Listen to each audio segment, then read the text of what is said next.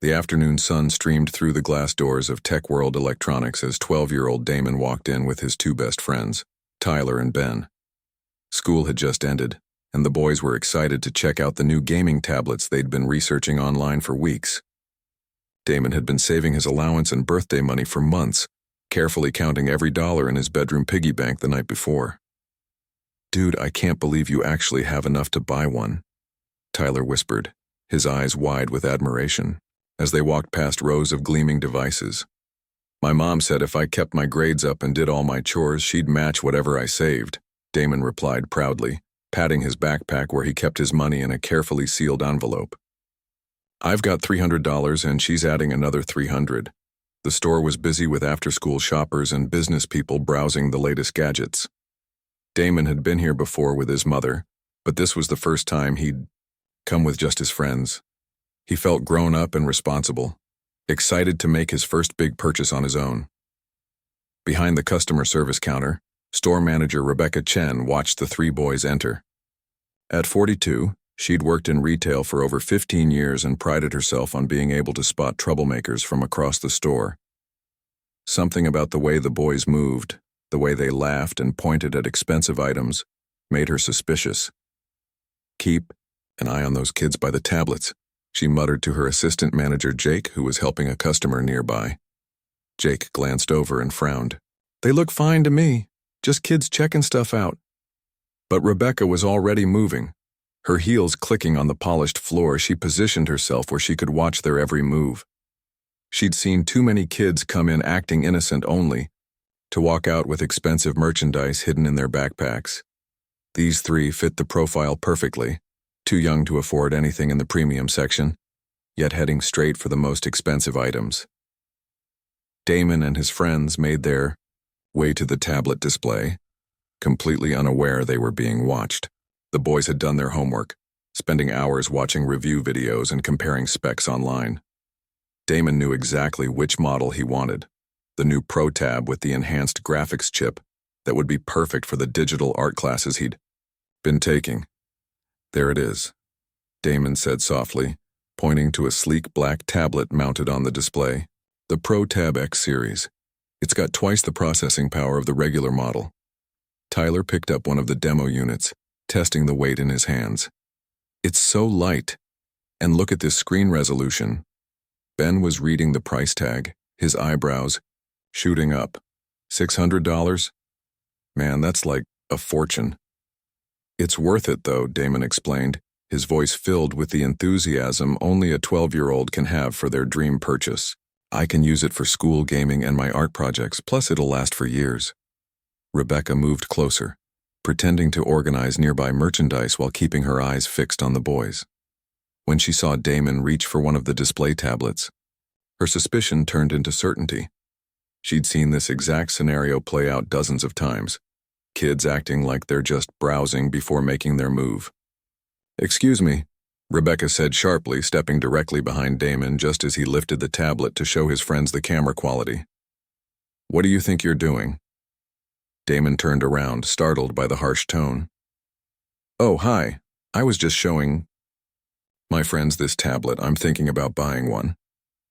Rebecca's laugh was cold and disbelieving. "Buying one? Do you have any idea how much that costs?" $600, Damon replied honestly. "I've been saving up for it." $600, Rebecca repeated, her voice dripping with sarcasm. She looked Damon up and down, taking in his worn sneakers and simple t-shirt. "And I suppose you just happen to have that kind of money on you?" Damon's friends exchanged uncomfortable glances. Tyler stepped closer to his friend, sensing trouble brewing. Ben looked around nervously, noticing that other customers were beginning to stare at them. "Actually, yes," Damon said politely, his mother's lessons about being respectful to adults kicking in even though Rebecca's tone was making him uncomfortable. "I brought cash today because I wanted to buy it." Rebecca's expression hardened. In her mind, this confirmed everything. These kids were either planning to steal or they were running some kind of scam. No 12-year-old had $600 in cash, especially not one dressed like this kid. "Put that down right now," she commanded, reaching toward the tablet, in Damon's hands. You're not buying anything. Damon pulled back instinctively, confused by her aggressive behavior. What? Why not? I'm not doing anything wrong. I'm just looking at it. Don't lie to me, Rebecca snapped, her voice getting louder and attracting more attention from nearby shoppers. I've been watching you since you walked in here. I know exactly what you're planning. Jake approached from across the store, concerned by his manager's raised voice. He'd worked with Rebecca for 2 years and had never seen her get this worked up over browsing customers. Rebecca, is everything okay here? He asked carefully. These kids are up to something, Rebecca said, not taking her eyes off Damon. They're handling merchandise they have no business touching. An elderly woman shopping nearby turned to watch the confrontation. She'd been observing the boys for the past few minutes and had seen nothing but polite, curious behavior. The way the store manager was treating them struck her as completely unreasonable. I don't understand, Damon said, his voice starting to shake slightly. He'd never been spoken to like this by an adult, especially not when he hadn't done anything wrong. My mom and I shop here all the time. I have money to buy this. I can show you. He started to reach for his backpack to get his envelope of cash, but Rebecca immediately grabbed his wrist. Don't you dare reach into that bag, she warned. I don't know what you've got in there. Tyler stepped forward protectively. Hey, leave him alone. He's telling the truth about the money. Stay out of this, Rebecca ordered, whirling around to face Tyler. And don't think I haven't been watching you too. The situation was spiraling out of control. Other customers were pulling out their phones, some starting to record the increasingly uncomfortable scene. A mother with 2 small children quickly moved to another section of the store, not wanting her kids to witness what was happening. Please, Damon said, his voice barely above a whisper. I just want to buy a tablet I saved for months. I'm not trying to steal anything. But Rebecca was beyond reason now. She'd convinced herself that these kids were criminals and every word they spoke sounded like lies to her ears. The fact that other customers were watching only made her more determined to prove she was right. I want all 3 of you out of my store right now, she declared loudly, and don't even think about coming back. Damon felt tears starting to build behind his eyes, but he fought them back. His mother had always taught him to stand up for himself respectfully, to never let anyone treat him unfairly just because he was young. I'd like to speak to your manager, he said quietly, surprising Rebecca with his composure. Rebecca's face twisted into a cruel smile. I am the manager, kid, and I'm telling you to leave. Now. The confrontation had reached a breaking point, with Damon standing his ground despite being overwhelmed, his friends rallying around him, and a store full of witnesses watching Rebecca's increasingly unreasonable behavior unfold. The store fell, silent except for the soft hum of electronic displays and the occasional beep from the cash registers. Damon stood frozen, holding the tablet he'd been showing his friends while Rebecca glared at him with growing anger. The tension was so thick you could cut it with a knife. I said, put that down and get out, Rebecca repeated, her voice echoing through the store. Several customers had stopped pretending to shop and were openly staring at the confrontation unfolding in the tablet section. Tyler moved closer to his best friend, his own hands shaking with nervousness. Damon, maybe we should just go, he whispered. This is getting scary. But Damon shook his head slowly. His mother had always taught him that running away from unfair treatment only made bullies stronger. No, he said quietly but firmly. I didn't do anything wrong. I came here to buy something and I have every right to be here. Rebecca's face flushed red with fury. She couldn't believe this kid had the nerve to talk back to her. In her 15 years of retail management, she'd never had a young troublemaker be this bold or defiant. Rights? She laughed harshly. You don't have any rights in my store except the right to leave when I tell you to. And I'm telling you right. Now get out before I call security. Jake, the assistant manager, shifted uncomfortably behind the customer service counter. He'd been watching the entire situation unfold and couldn't understand why Rebecca was being so aggressive with these kids. They seemed polite and well-behaved, nothing like the actual troublemakers they occasionally had to deal with. Rebecca, Jake called out carefully, maybe we should just let them browse like any other customers? Rebecca whipped around to face him, her eyes blazing. Don't question my judgment, Jake. I've been doing this job since before you could tie your shoes. I know trouble when I see it. An older woman with silver hair who'd been shopping for a new phone couldn't stay silent any longer.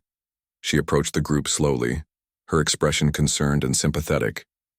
Excuse me, she said politely to Rebecca, but I've been watching these young men for the past 10 minutes and they haven't done anything inappropriate. They're just looking at merchandise like everyone else.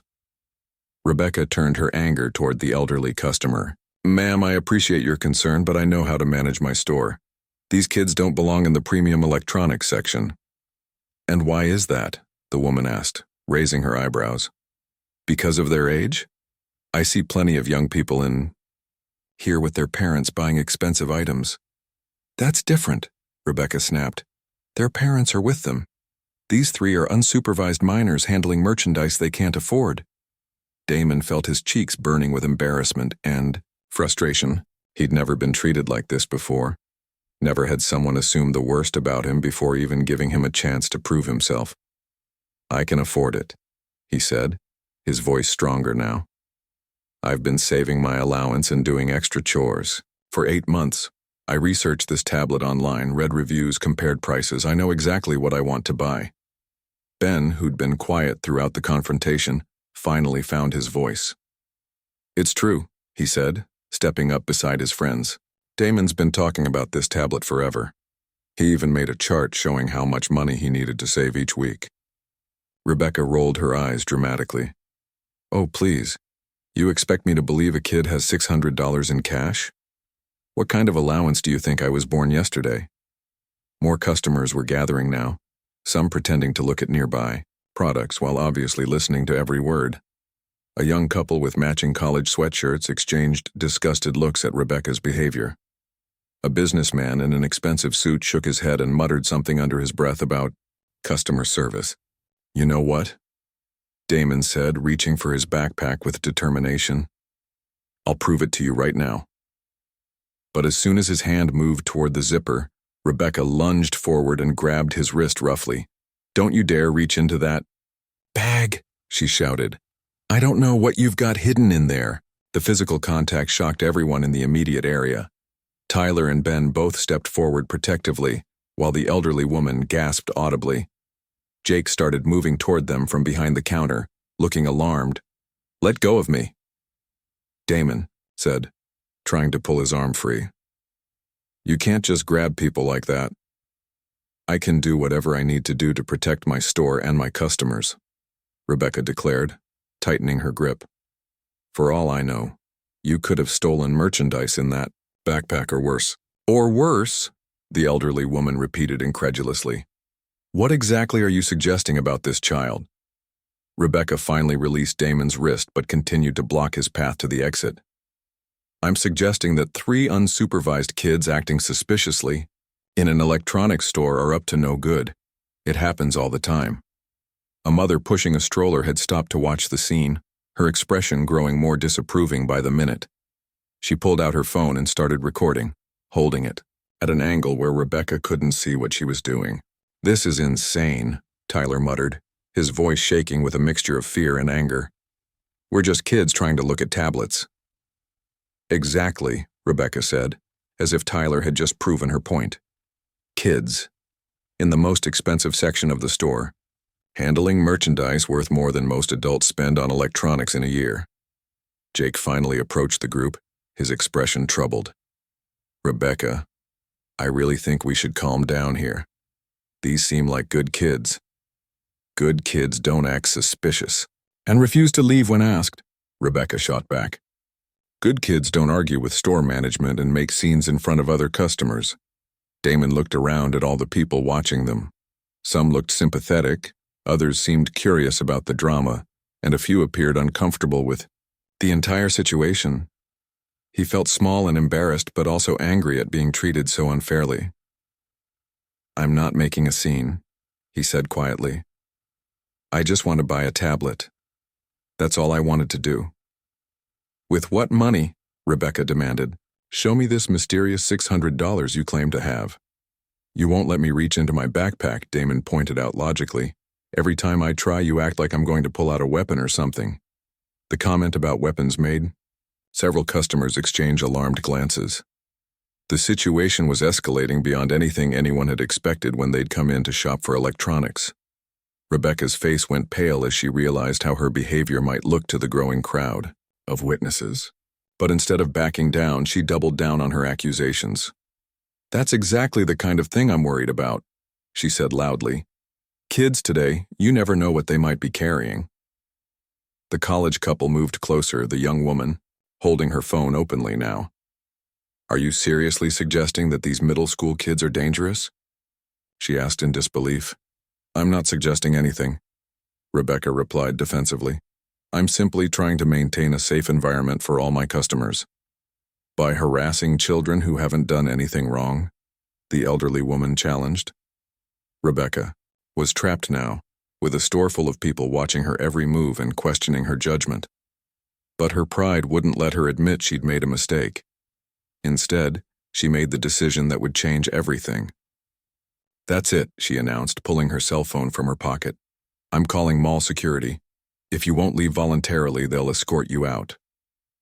Damon felt his heart sink as he watched Rebecca dial the number. This had gone way beyond anything he'd ever experienced. All he'd wanted was to buy a tablet with money he'd earned and saved. Now he was being treated like a criminal, and security was being called. "Can I at least call my mom?" he asked quietly. Rebecca paused mid-dial, her finger hovering over her phone screen. The simple question from Damon had caught her off guard. Something about the way he asked, so politely, so quietly, made her hesitate for just a moment. "Call your mom?" she repeated, her voice slightly less harsh than before. "What's your mom going to do, come down here and cause more trouble? She'll probably want to know why I'm being treated like this when I haven't done anything wrong." Damon replied, his voice steady despite the tears threatening to spill from his eyes. Tyler stepped closer to his best friend. "Yeah, let him call his mom. She'll tell you he's got the money. She's the one who's been helping him save for it." Rebecca looked around at the crowd that had gathered. More people were holding phones now, some clearly recording the interaction. She realized that whatever happened next would likely be captured on video and possibly shared online. The thought made her stomach churn slightly, but her pride kept her from backing down. "Fine," she said finally. "Call your mom. But make it quick. Security will be here any minute." Damon pulled his phone from his pocket with shaking hands. His mom had given him the phone 2 years ago for emergencies and staying in touch after school. He'd never imagined he'd need to use it for something like this.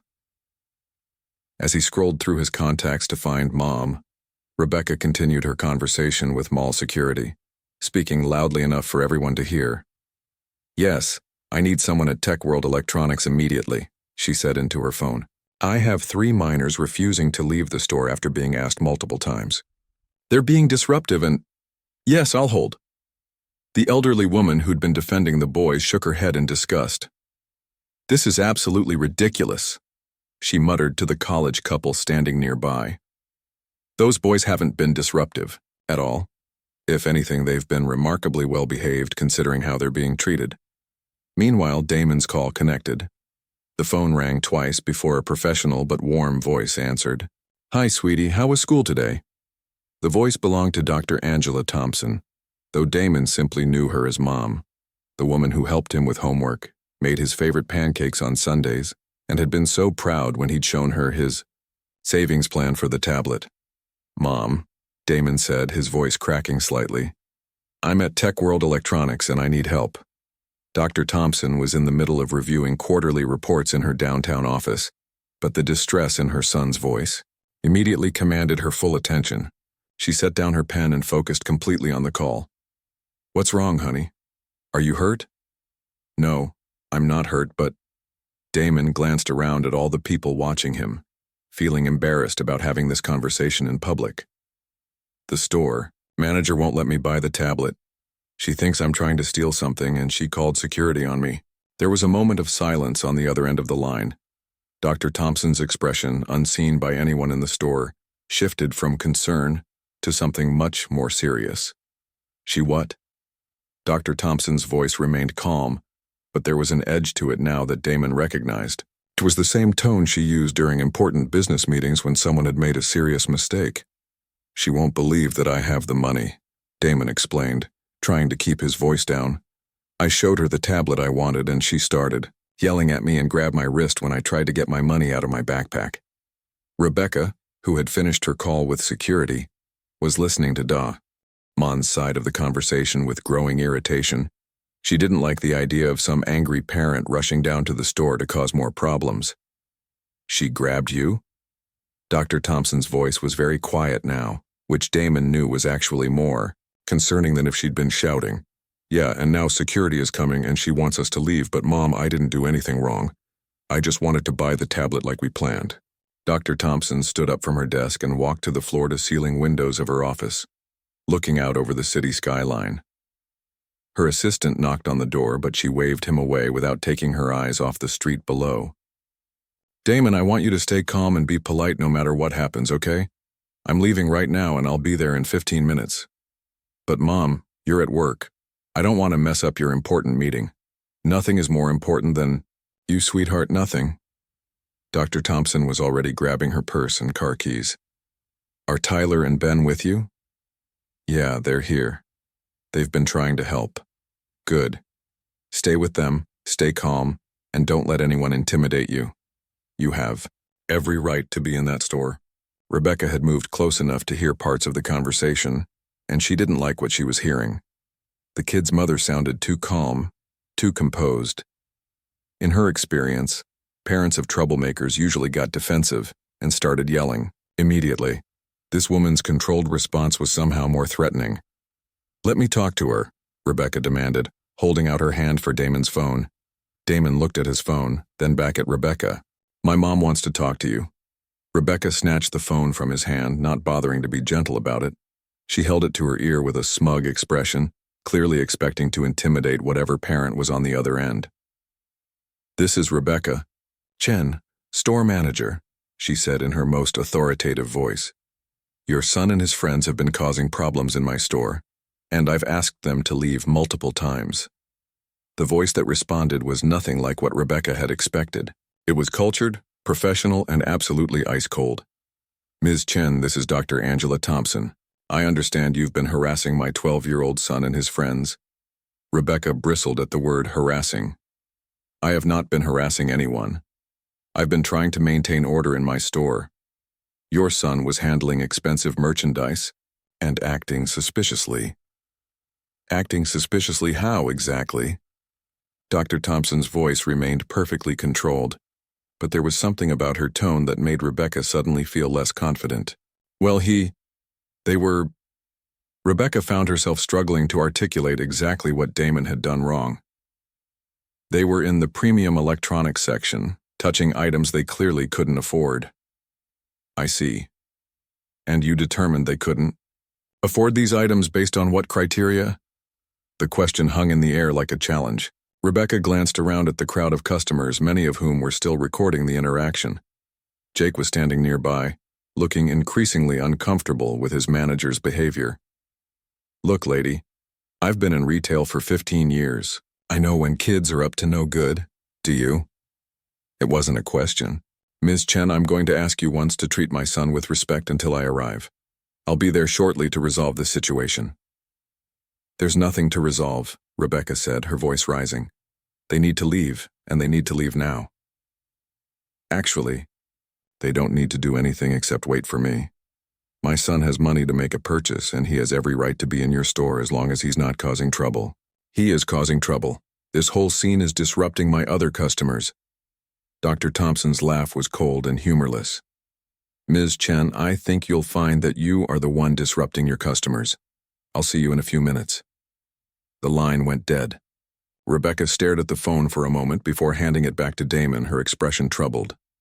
Something about that conversation had shaken her confidence, though she couldn't quite put her finger on what. "Your mom thinks she can intimidate me," Rebecca said to Damon, trying to regain her composure. "Well, she's got another thing coming." But even as she said the words, Rebecca felt a nagging worry in the back of her mind. The woman on the phone hadn't sounded like any angry parent she'd ever dealt with. She'd sounded like someone used to being in charge, someone who expected to be taken seriously. Security would be arriving any minute, and then this whole mess would be over. Rebecca just had to maintain control until then. 12 minutes later, the automatic doors of Tech World Electronics slid open with a soft whoosh. Every head in the store turned toward the entrance as a woman stepped inside, and the entire atmosphere seemed to shift in an instant. Dr. Angela Thompson was not what anyone had expected. She stood 5 feet 7 inches tall in designer heels, wearing a perfectly tailored navy blue business suit that probably cost more than most people's monthly rent.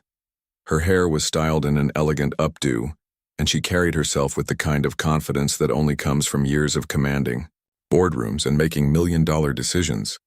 But what struck people most was her presence. She moved through the store like someone who belonged anywhere she chose to be, her sharp eyes taking in every detail of the scene before her. This was not an angry parent rushing in to defend her child. This was someone used to being in complete control of every situation she encountered. Damon's face lit up with relief the moment he saw her. "Mom," he called out, his voice cracking with emotion. Dr. Thompson's expression softened instantly as she saw her son standing with Tyler and Ben, looking small and overwhelmed despite trying to appear brave. But her eyes quickly hardened again as she took in the crowd of customers with their phones out, the uncomfortable-looking assistant manager and the security guard who had arrived just minutes earlier. "There's my boy," she said warmly, walking directly to Damon and placing a protective hand on his shoulder. She gave him a quick but thorough look, checking for any signs that he'd been hurt. Satisfied that he was physically okay, she turned her attention to the woman standing nearby with a defensive posture and a name tag that read, Rebecca Chen, Store Manager. For a moment, Rebecca felt her confidence waver. This was definitely not the type of parent she'd been expecting. The woman looked like she'd stepped out of a business magazine, and there was something about her calm demeanor that was far more intimidating than any amount of yelling would have been. "You must be Ms. Chen," Dr. Thompson said, her voice perfectly polite but carrying an unmistakable authority. "I'm Angela Thompson, Damon's mother." Rebecca straightened up, trying to project her own authority. "Dr. Thompson, I'm glad you're here. We can get this situation resolved quickly.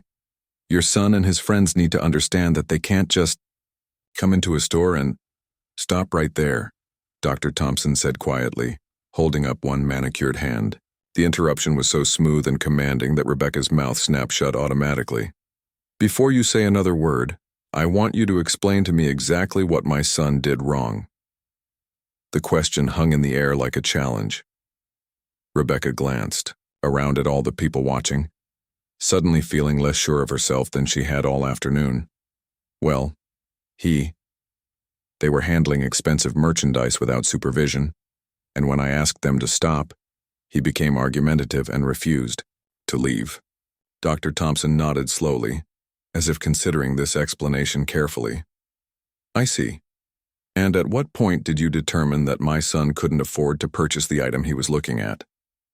"It's obvious," Rebecca said, gesturing vaguely at Damon. "Kids that age don't have $600 to spend on electronics." "Ah," Dr. Thompson said, her eyebrows rising slightly. "So you made an assumption based on his age. Is that your store policy? To assume customers can't afford merchandise based on how old they are?" Jake, the assistant manager, shifted uncomfortably behind the customer service counter. He'd been hoping Dr. Thompson would be an easy person to dismiss, but it was becoming clear that she was asking exactly the right questions to expose the problems with Rebecca's behavior. "It's not about age," Rebecca said defensively. "It's about common sense. Kids don't walk around with that kind of money." "This kid does," Dr. Thompson replied calmly. "Damon has been saving his allowance and doing extra chores for 8 months to buy this tablet. I've been matching his savings as a reward for his good grades and responsible behavior. He has exactly $600 in cash in his backpack." The college student who'd been recording everything nudged her boyfriend and whispered, "I told you those kids weren't doing anything wrong." Rebecca felt heat creeping up her neck. "How was I supposed to know that?" "You could have asked, Doctor," Thompson suggested reasonably. "Instead of assuming, instead of grabbing my child's wrist when he tried to show you his money." "I didn't grab," Rebecca started to protest, but Dr. Thompson cut her off again. There are witnesses, she said simply, glancing around at the crowd of customers. Several people nodded in confirmation. Including video footage, I believe. The elderly woman who defended the boys earlier stepped forward. That's absolutely right, she said firmly. I saw the whole thing. This manager was completely out of line from the very beginning. Rebecca's face was getting redder by the minute. She felt like she was being cornered, and her natural response was to get more aggressive. Look, I don't care who you are or how much money your kid claims to have, she said, her voice rising. I run this store and I have the right to ask anyone to leave if I think they're causing problems. Dr. Thompson studied Rebecca for a long moment, her expression unreadable. When she spoke again, her voice was so quiet that everyone had to lean in to hear her. You're absolutely right, Ms. Chen. You do have that right, but I'm curious, do you know who owns this store? The question seemed to come out of nowhere, and Rebecca frowned in confusion. What does that have to do with anything? Just humor. Me, Dr. Thompson said with a small smile that didn't reach her eyes. Who owns Tech World Electronics? It's part of the Harrison Retail Group, Rebecca answered slowly, not understanding where this was going. That's correct, Dr. Thompson nodded. And do you know who owns the Harrison Retail Group? Rebecca's frown deepened. Some big corporation, I guess. Why? Dr. Thompson reached into her purse and pulled out a business card, holding it out to Rebecca. Actually, Harrison Retail Group is owned by Thompson Industries, my company. The words hit the store like a thunderbolt. Rebecca stared at the business card in Dr. Thompson's hand, her face going from red to pale white in a matter of seconds. The card read, Dr. Angela Thompson, Chief Executive Officer, Thompson Industries. That's impossible, Rebecca whispered, taking the card with trembling hands. I assure you it's not, Dr. Thompson replied calmly. Thompson Industries owns 47 retail chains across 12 states, including this one, which makes me, technically speaking, your boss. The security guard, who had been standing quietly nearby waiting for instructions, suddenly looked like he wanted to disappear into the floor. Jake's mouth fell open in shock. The customers who had been recording were now holding their phones with renewed interest, realizing they were witnessing something much bigger than a simple customer service dispute. Tyler and Ben looked at each other with wide eyes. They'd known Damon's mom had an important job, but they'd never realized she was this important. Damon himself looked up at his mother with a mixture of pride and amazement. He'd always known she was special, but seeing her take command of the situation like this made him understand just how powerful and respected she really was. Rebecca stood frozen, the business card clutched in her shaking hands, as the full weight of what she'd done began to sink in. She'd spent the last hour harassing and humiliating the son of the woman who literally owned the company she worked for. Now then, Dr. Thompson said, her voice still perfectly calm and professional. Shall we discuss how we're going to resolve the situation? The silence in the store was deafening. Rebecca stood like a statue, staring at the business card in her hands as if it might suddenly change into something else. Her face had gone from pale to almost gray, and her hands were visibly shaking. Dr. Thompson waited patiently, letting the reality of the situation sink in not just for Rebecca, but for everyone watching. The crowd of customers had grown even larger, with people from other parts of the store drifting over to see what all the commotion was about. I didn't know, Rebecca finally whispered, her voice barely audible. Of course you didn't, Doctor, Thompson replied calmly. And do you know why you didn't know? Because you made assumptions about my son based on his appearance and age instead of treating him like any other customer who walks through these doors. Jake, the assistant manager, stepped forward nervously. He'd been watching his boss dig herself into a deeper hole all afternoon, and now he realized just how deep that hole actually was. Dr. Thompson, he said hesitantly, I want you to know that I tried to suggest we should treat the boys normally, but Dr. Thompson held up her hand gently, stopping him. Jake, isn't it? She asked, reading his name tag. I appreciate that. You tried to intervene. That tells me a lot about your character. She turned back to Rebecca, who still looked like she was in shock. Ms. Chen, I want to be very clear about something. This isn't about who I am or what company I own. This would be equally wrong if I were a teacher, a nurse, or worked at the gas station down the street. My son and his friends deserve to be treated with respect regardless of my job title. The elderly woman who had defended the boys earlier nodded approvingly. That's absolutely right, she said loudly enough for everyone to hear. Every customer deserves basic courtesy. Dr. Thompson looked around at all the people holding phones, recording everything that was happening. She knew that within hours this incident would likely be all over social media, but instead of being concerned about the publicity, she saw it as an opportunity. I think this situation has given all of us something important to think about, she said, addressing not just Rebecca but everyone in the store. How quickly we can make judgments about people based on how they look or how old they are. How easy it is to let our assumptions guide our actions instead of actually listening to what people are telling us. Damon looked up at his mother with admiration. Even in this difficult situation, she was trying to turn it into a learning moment for everyone involved. Damon, Dr. Thompson said, turning to her son with a warm smile, would you still like to buy that tablet? Damon nodded eagerly, reaching for his backpack. This time no one tried to stop him as he pulled out a carefully sealed envelope filled with $20 bills, tens, fives, and ones. The result of 8 months of saving every penny. $600 exactly, he said proudly, holding up the envelope. I counted it 3 times last night. The crowd watched in amazement as Damon spread the money out on the counter. It was clearly the savings of a child.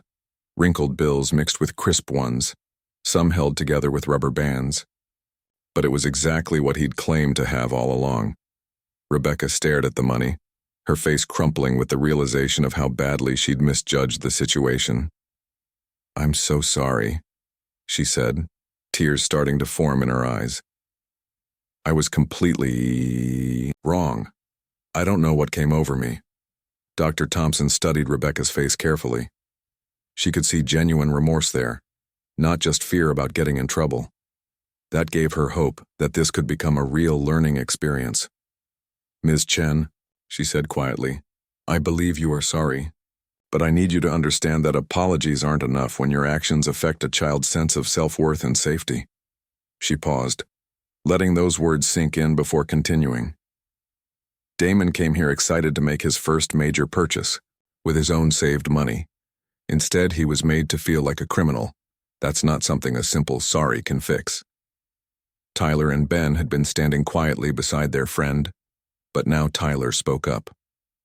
It was really scary, he admitted. We've never had an adult treat us like that before. And you should never have to experience that again, Dr. Thompson said firmly. Not here, not anywhere. She turned to Jake, who had been listening intently to everything. Jake, I'd like you to help Damon complete his purchase, please. And I'd like him to receive the same excellent customer service that any other valued customer would receive. Of course, Jake said immediately, moving to the register, with obvious relief to finally be doing something positive in this situation. Damon, would you like me to help you pick out a case and screen protector for your new tablet? They're 20% off today. For the first time all afternoon, Damon's face lit up with genuine excitement. Really? That would be awesome. As Jake began processing the purchase, Dr. Thompson turned back to Rebecca. The store manager was still standing there looking devastated, clearly understanding that her job was probably in serious jeopardy.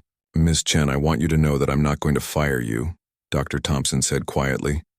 Rebecca's head snapped up in shock. You're not? No. But there are going to be some significant changes.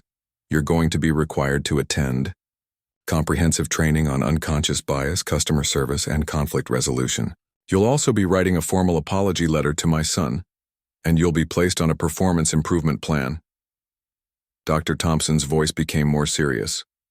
But most importantly, you're going to help me implement new training programs for all our stores to ensure this never happens to any child again.